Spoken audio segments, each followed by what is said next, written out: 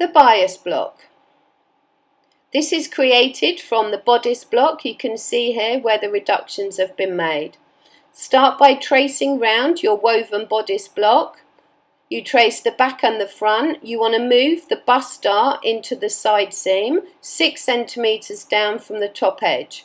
So you pivot from the bust point, closing the dart at the shoulder and moving it to 6 centimeters down from the side seam. Draw in all of your landmark positions, waistline, bust line, centre front, centre back, abbreviations. There is your new bust dart. You now need to remove the ease of movement, 4-2-4, bust, waist, hip. Remove that out of the side seam because the bias block is net to the body, the same actual measurements. You now need to move the waist dart into the side seam.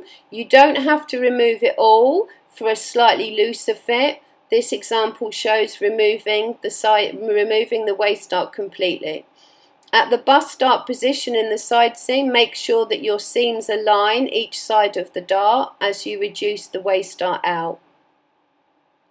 Draw in your bias grain line, which is 45 degrees.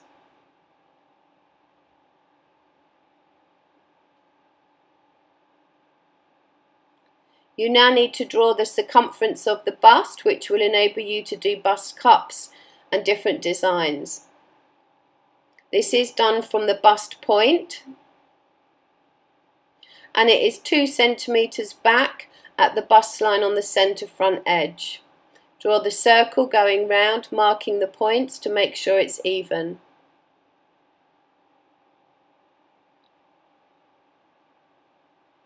This is your bust circumference. The finished bias cut block.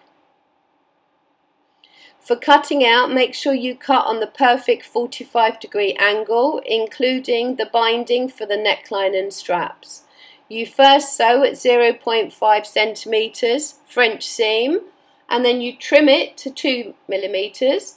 You turn it and you stitch a second time on the inside.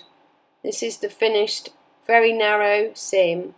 For the hem, double turn 0.5 centimeters. For the binding, -1 centimeter for every 10 and pin it on to the body carefully.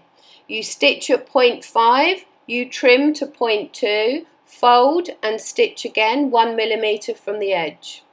For the armhole, you need to continue the binding into the strap, stitching the binding together.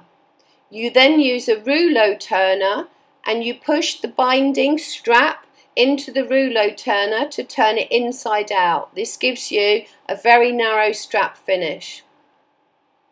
Now you can see the finished dress. Pin where you would put your back straps and then attach the back straps to the dress.